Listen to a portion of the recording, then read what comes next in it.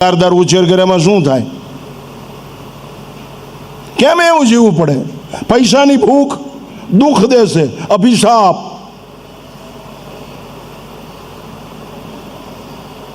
એવું શા માટે બને? અમે બાપુ બીજાના મા બાપની સેવા કરી છે, અમે રાખી છે. એક ડોશીમાં હમણાં આવ્યા, 17 લાખ રૂપિયા ગાંસડી બાંધીને આવ્યા, મારી પાસે આશ્રમમાં ઘા કર્યું. બાપુ મને અહીં રાખો, બચાવો. મેં કીધું આ ગાંહડી પહેલાં પાકી બાંધી દો.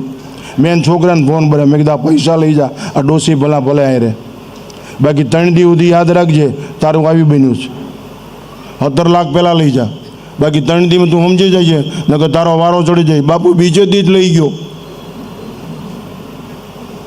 માર હાર ને દાર જીવે દાતાર, ભાઈ બેન પ્રીત ન હોય. મેં કીધું બધું વ્યૂ જાય છે, ધ્યાન રાખજે. તમે એવું કહી શકો અમારે એક જ દીકરો, તો શું કહીને ગુમડે ચોપડો? મોટી મોટી રાષ્ટ્રની વાતો કરે ને.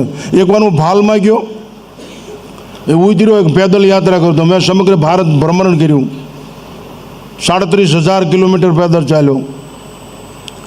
તો એક ભાઈ મને કે રાષ્ટ્ર પ્રેમ આવો છે ને આમ બધું, એમાં પછી માવઠું થયું.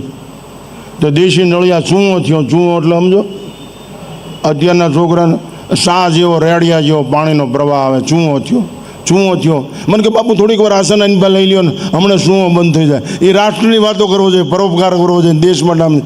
એ અડધો કલાક થઈને પલળીને હેઠો આવ્યો. મને કે કેમ બાપુ શું બંધ થઈ ગયો? મેં કે કેમ કર્યો? તને નળિયા સાળતા આવડે? હા. કે પડખેવાળા નળિયું કાઢી નાખ્યું, આપણે થઈ ગયું. મેં કીધું તારે રાષ્ટ્રપ્રેમને શું લેવા? પડખેવાળા નળિયું નથી મૂકતો અને તું રાષ્ટ્રપ્રેમની વાતો કરે. બીજાએ હાડી પહેરી લ્યો, એ આપને ન ગમે. બીજાએ મેચિંગ કરે, હાડી જેવું હોય ને એવું જ ચાંદલો કરે. હાડી હોય એવી ચંપલની શેટ પટ્ટીઓ હોય. અમુક જગ્યાએ અમે જઈને તો બાથરૂમમાં નાહીને તો 10-15 જાતના ચાંદલા હોય. આપણે એમ થાય આટલા બધા ધણીએ છે.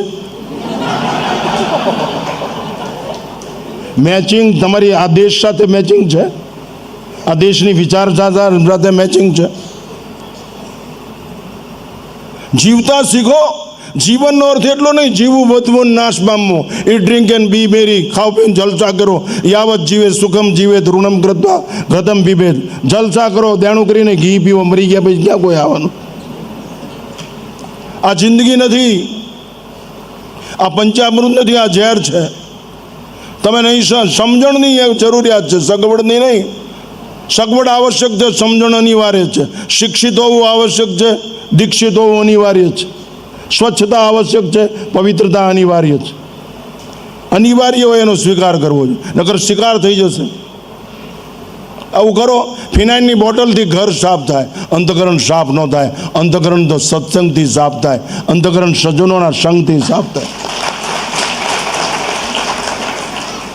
હમણાં હું નીકળ્યો એક જગ્યાએ, નામ આપી દઉં સોસાયટીનું, વલ્લભનગર, બરોડા પીરિયડ. એક બેન, હું ઊભો રહી ગયો, ઓલો ગાડીને ડ્રાઈવરને કીધું ઊભો રાખ. મને કે બાપુ ટાઈમ. મેં કીધું અડધો કલાક પહેલાં. એક બેન આમને કાચ જ સાફ કરે, કાચ, બંગલાની ધૂળ. મેં કીધું આ અડધો કલાક ધૂળ ખંખેરે છે, એના કરતાં 5 કલાક એની 5 મિનિટ એની પ્રજા પાસે બેઠી હોય ને કીધું હોત બેટા તું મારી કૂંખનું રતન છો, દેશની સંસ્કૃતિની આટલું જ પાયું હોત ને તો આ દેશની આ બરબાદી ન થાત. આ મકાન બીજાનું સર્ટિફિકેટ લેવા માટે. બીજા શું કહે છે? બીજા પૈણે રાંડે આપણે શું? વાસ્તવિકતા આપણા જીવનની નકોરતા છે બાપુ. આપણે આપણી જીવન પદ્ધતિ, વાસ્તવિકતા આપણો વિજય છે. લોકોના પ્રમાણપત્ર એ આપણું જીવન છે. મકાન સાફ કરવામાં, દિવાલો ધોવામાં સમય છે. તમારી પ્રજાને સુસંસ્કૃત કરવા માટે છે સમય, અલંકૃત કરવા માટે છે સમય.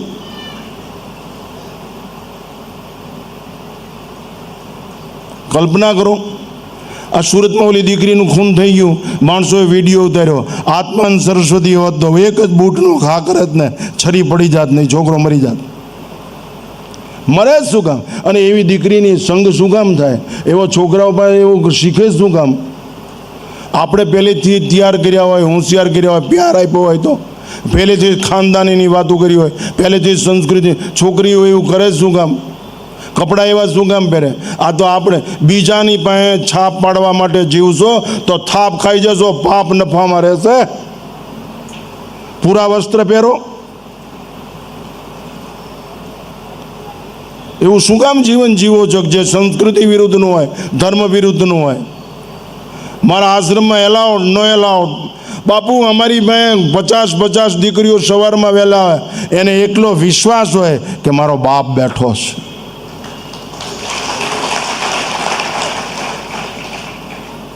એવું જીવન જીવવું જોઈએ.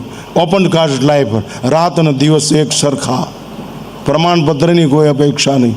દીકરીને અમે કહી શકીએ અમે તને પરણાવી દઈશું. તો અમે ગરીબ દીકરીઓના લગ્ન કરી, અમને ભેટ પૂજાનું કવર મળે ને એમાંથી પૈસા બચાવીને અમે ગરીબ દીકરીઓને લગ્ન કરી હંચા આપી દઈશું અને શીખડાવીએ છીએ. અમે એવું આ બ્યુટી પાર્લરને એવું નથી શીખડાવતું, કારણ કે અમારે ઓપોઝિશન છે. એવું નથી શીખડાવ, અમે એને જીવતા શીખડાવીએ છીએ, અમે એને ગાતા શીખડાવીએ છીએ, એને અમે કસરત કરીને બાજતા શીખડાવીએ છીએ, અમે એને શસ્ત્ર વિદ્યા શીખડાવીએ છીએ. હું શસ્ત્ર રાખીને જ બેઠો છું અત્યારે. તે મારી પાસે શસ્ત્ર છે જ. તે અમે મંજીરા વગડા બાબા નથી થયા. અમારી ગાડીમાં શસ્ત્ર છે બાપુ. શસ્ત્ર ને શાસ્ત્ર વગર, શાસ્ત્ર ને શસ્ત્ર વગર ભારત માતાનું વસ્ત્ર નહીં બચે. બે જોશે, યાદ રાખજો. આ દેશને સુજલામ સુફલામ મલય શીતલામ સ્વચ્છ શ્યામલામ વંદે માતરમ તો શસ્ત્ર જોશે અને શાસ્ત્ર જોશે. તમે જીવન જીવો એવું.